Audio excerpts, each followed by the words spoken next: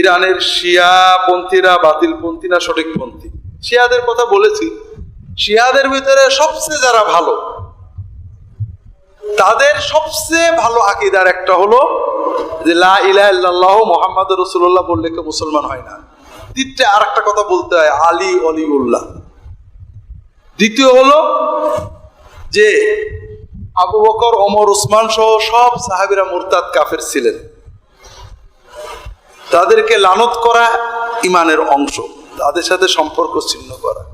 তৃতীয় হলো সাহাবীরা যেহেতু সব কাফের ছিলেন, কাজে সব হাদিস বাতিল, শুধু তাদের ইমামদের থেকে বর্ণিত গুলো ছাড়া। চতুর্থ হলো এটা অধিকাংশ যে এই কোরআন বাতিল, আসল কোরআন নাউজুবিল্লাহ ওসমান পুড়িয়ে ফেলেছেন। এখন এরপরে এই ধরনের বিশ্বাস যার আছে তার কি বলবেন এটা আপনাদের ব্যাপার। তবে আমরা সরাসরি কাউকে কাফের বলতে চাই না, বাতিল বলাতে সমস্যা।